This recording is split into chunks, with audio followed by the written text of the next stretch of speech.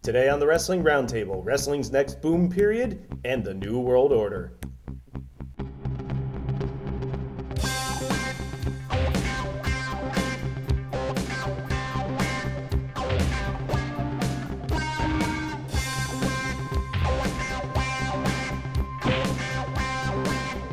What the fuck is Wrestling Roundtable? Welcome back to the Wrestling Roundtable. It's been way too long. I'm the host, Eric Santamaria. I've been working in wrestling almost 7 years now. It's coming up on 7 years, I think, in a couple weeks. Can't believe 7 years went by so quick. Well, let's see how much longer that lasts. But it's been a long time since we recorded, and our apologies to our audience on YouTube. I know you've been wanting us to come back, and I could tell by the views that a lot of you have dropped out, which is weird because our subscribers keep going up, but the views have been not doing too well. And I'm sure a lot of that is because we haven't had our traditional talk show for a long time.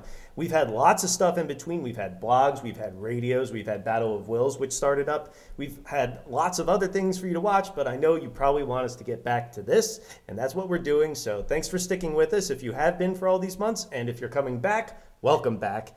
And we've had a real busy couple months. A big reason we haven't shot is because we had an offer on the table to start somewhere else with the show. Didn't work out, and that put kind of a delay, but there's been a lot of real world stuff too. Stuff with the hurricane that happened and stuff with jobs, whatever it might be. I mean, if you're a Ring of Honor fan, you've probably seen that I co-hosted the June Ring of Honor iPay-per-view from New York with Kevin Kelly. I did 3 DVDs with him as well. And I did ring announcing in Richmond and Charlotte for Ring of Honor, so I've been keeping myself busy, although I don't think I'll be doing much for Ring of Honor coming up soon, although they were nice enough to have us tape our last blog there, and you had a pretty eventful night, didn't you, Midge? Yeah, it was definitely interesting. We had to run around the place, meet a couple friendly people. Fuck Kevin Steen. Well, It's my new let's catchphrase. keep it nice. Let's keep it nice, and let's. Kevin Steen's one of my best friends. I'm sure you're going to say that now, but let's introduce the rest of the panel. I have already mentioned Midge. He's Brett Ciminillo, a fan of 25 years. What you been up to the past couple months, Midge? Besides getting slapped around, just trying to keep alive, keep moving, keep breathing. If you got a school out there, want to give me a job, you can just go ahead and give me a call. Yes, the economy's not doing too great, is it? But someone who has a job now is to my left, which is your right, Will Effin Brooks, the other half of Battle of Wills, fan of 22 years, and what have you been up to? Basically just Battle of Wills, kicking Wills, his ass. It's always a lot of fun. He sucks. Not much else. Working. Got a girlfriend now. It's awesome. Hi, Janine. How you doing, baby? I just mentioned Jobs before, and I wanted to reiterate that this show is dedicated to Steve Jobs of Apple, who just died, I think, this past week. If you're wondering why, it's because every show that we've ever done, video or audio, anything that we've done for Wrestling Roundtable has been made on a Mac product. And I know there's a lot of critics of Mac and Apple out there, and I don't want to say anything to get Will Vafidas in trouble because there's some things you could point out, but I'm going to focus on the positive there because they're great machines, and you should get one, Rodney, but I've been telling you that for a while. You haven't listened quite yet. Someday you'll learn your lesson. But also to my right, which is your left, the only guy who's stuck around since day one, still around from the original panel, along with Martin LeConte, who pops in here and there. But Rodney LeConte joining us once again. You've been a fan of 22 years, Rodney, same as I. And you know why I say you're still a fan of 22 years? Why's that? Because we haven't watched wrestling really consistently on Monday nights for a long time. We used to watch all the time. I catch some clips on YouTube here and there, but you know what? I see wrestling day in and day out for my job. I see enough between what happens on TV. But the reason I say you're still a fan, because you and I are like the MMA guys on the radio show. We talk about MMA all the time. But the reason I say you're still a fan, if you remember the Royal Rumble this year, we taped our first show this season the same night as the Royal Rumble. We went back to my place and watched it afterwards. And we knew, because I told you that Kevin Nash and Booker T were coming back. You said, I don't want to know. And so I didn't. When Booker T came out, you were like, get the fuck out of here. Holy shit. And then I said, that's not all. When Nash came out, the look on his face, you remember that? Just like, that told me deep down you're still a fan. So that's why I say fan of 22 years. I am still a fan of stuff that's good. I will turn into Raw once in a while just to catch up on some stuff to see if there's anything that catch my attention. I tuned in right before Punk cut that promo that set the internet on fire and got him really over. So part of me is still a fan, but the past few Mondays I've turned on Raw. I usually walk in my house around the same time, and it's always a fucking Divas match. And I'm Wait a minute, did you walk in to see the walkout? Well, you mentioned the Punk promo, and that's really going to segue into our topic tonight. Enough talking, let's get to talking. CM Punk cut this promo that it set the internet ablaze. And of course, we haven't shot in a while, and some people are saying, you missed the hottest thing in wrestling. We are on Wrestling Roundtable Radio. We did talk about it plenty there. So YouTube fans, you need to catch up and listen to some of the live broadcasts. But we have talked about it there, but not on camera.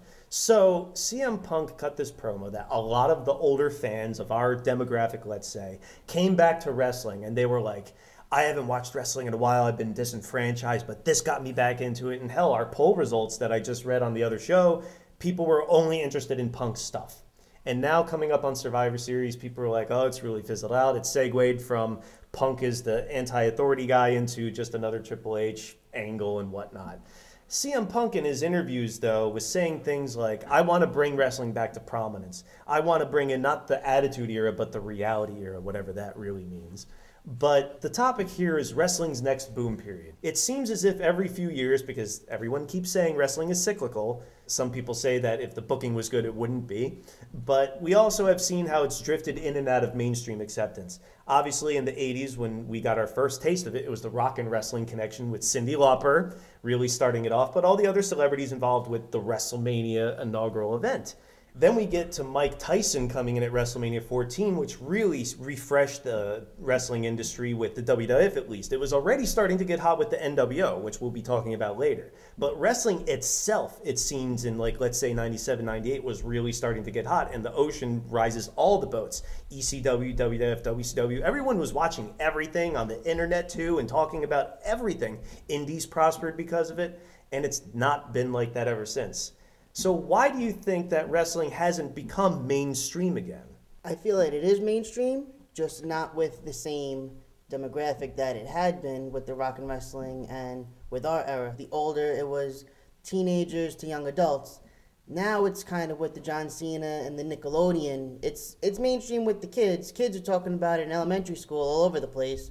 It's just not cool in high school like it was with Austin and The Rock. Here's the difference, though. The previous generations of the wrestling booms, Rock and Wrestling and Attitude, it was across the board. There were kids who were into the Attitude Era, even though it wasn't supposed to be for them, although some people say more kids were watching then. And even the adults in the 80s liked the over-the-top campy aspect of the cartoon characters that were in the WWF too. So even though that was for kids, adults watched it too. Doesn't seem like it's at that point right here. And my case against that would be you don't see John Cena on Regis or hosting Saturday Night Live. The adults aren't watching now. It's mostly kids. And the adults and the teenagers are the ones that were spending the money. They were going to the movies. They were buying the shirts. They were self-promoting. They were watching ECW. They were watching the NWO.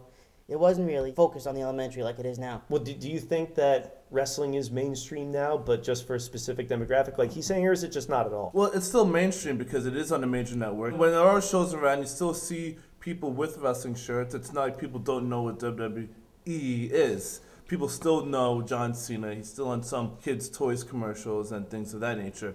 But to get to the level that it was during the Attitude Era, it needs competition, and that's really what I think what we're lacking now, because is WWE fine where it's at? I mean, yes, they are fine. Yes, they're bringing in revenue. Yes, they're consistently putting on live shows. Yes, but they still don't have anything to push them to go to the next level, to push them to go to the extra step. I mean, without competition, how do you make yourself do better in any aspect of life, whether you're a competitor, a sports franchise, or something? So they don't have anything. I mean, TNA they don't see as competition. Well, they aren't. They aren't. 9 out of 10 kids will tell you that Hulk Hogan isn't wrestling anymore. Same for Angle and Nash, and we've seen that. We've seen that. Do you think that it's the lack of competition, or is it really just WWF being complacent? Like, what factor does competition have in it? It's the whole factor. Like, it's the reason why they're complacent. Yeah, exactly. They are complacent because they have no competition. Like you said, 97, that big, and like when the boom period actually really got big, we were watching all of them. Mm-hmm. We were watching WWF, we were watching Nitro, we were watching ECW. Because we were like all three of them, we knew we were going to see something different on all 3 different shows. You had the old wrestling with the WCW, you had the Attitude with the WF, and you also had the hardcore shit with the ECW. We were getting something different with every single show. But they were still pushing each other to do something different. But why is it totally up to TNA or whoever the competition might be? Why isn't it up to WWF or WWE to do it themselves? We've seen this year between the Punk promo, Rock coming back on Valentine's Day, that got people interested. Isn't it WWF themselves that can make themselves this way again? Why does it have to depend on TNA or whoever? It's the reason Punk got popular. Punk is cool. Punk is adult cool. The Rock is adult cool. John Cena is kids cool. So being kids cool makes him adult loser. There's nobody cool in TNA, and if there is, we don't know about it because they don't promote it. It's not popular to like wrestling right now. Not because of the competitions, because there's no personalities to like. Right now, there's no really major storylines for people to get into and follow. Back then, you had not only Tyson and Austin, but then you had the whole Austin McMahon angle. A disgruntled employee going against his boss. It's something that people could relate to. They really just don't have the star power that they had back in the Attitude Era. They're not building stars. Back in the Attitude Era, they're building up Triple H and DX, Austin, Rock, they were Mankind. They were all rising stars. McMahon was a rising on-air talent. Now you have John Cena, but there's nobody since him that has risen to the star power that he has. Orton has been close. Orton has been up and down with the Orton era. Punk will reach a certain level. Punk will not reach John Cena status. I mean, look at the main focus of the past 3 WrestleManias. It's been Undertaker, Triple H, Undertaker, Shawn Michaels, twice, and Rock. It took Rock to come back and not even wrestle. Rock came back through Rock and Snooki. Rock and Snooki. That's right. They tried. I mean, I think one of their strategies was trying to bring celebrities for their host every week. Which worked in the 80s because they got actual celebrities, not Bam Margera or whoever's C-level talent that'll just look for some publicity and get Summerfest wrong or whatever it is. Hugh Jackman's been like the biggest name that they've gotten recently. Right. Even when they brought in Shaq, and Shaq had that little thing with the Big Show, that made SportsCenter. Right. I think that's the thing they want. But they haven't had something consistent, like something with the Mayweather. Right, like they bring in these celebrities and they get their little 5 seconds on SportsCenter, but it hasn't benefited them at all in the past couple years. Because they're not using them the right way. They need them to like build a star. They need something long term. Well, you're forgetting the fact that they didn't count on Brock, Rock, and Angle all leaving the company. Those were going to be the guys. There's nobody big enough besides John Cena to pair these celebrity with that they don't need the mainstream would and give they didn't a damn. build, those guys didn't put over the guys on the way out, like most people do. What about this? Because when they brought in Cyndi Lauper and whoever, when they brought in Mike Tyson, the idea was put them in the main event slot and introduce this new audience to everything else you have. And it was hot acts, like in WrestleMania 14, it was Kane, Undertaker, DX, The Rock, The Outlaws, Mankind, and Terry Funk, whatever it might be. Everything across the board was pretty awesome back then, even the first time with Rock and Wrestling. Now when people buy a pay-per-view because Snooki's on it, ha-ha, what are they seeing? A 2-minute, at the most, 8-man tag match? They're seeing a ridiculous finish with The Rock and Miz and Cena in the main event. Maybe it's what they're seeing isn't very good. This is my own personal grief as to why I really don't watch wrestling anymore. I feel like everything is so structured. Homogenized. It's like factory-made wrestling. Pretty much, and like the show itself, you pretty much know what you want to do, and like the angles, these angles that they could come up with angles that will get people's attention, like the Punk promo, even last year with Nexus. Nexus was one thing that was really hot. I watched that and I was like, wow, this is what NWO in 2002 should have done. It was such a great idea, and it was executed so perfectly. And then after that, they went right back to, all right, well, now they're going to treat them as normal heels, and we're going to cut promos in the ring. Their follow-up has really been slacking, and I think that's what the problem is. Well, we're going to follow up with this conversation some more in a bit, but first we're going to take a look at the new documentary, The Time of Our Lives, about B4W by Will TLD Vafides. Take a look.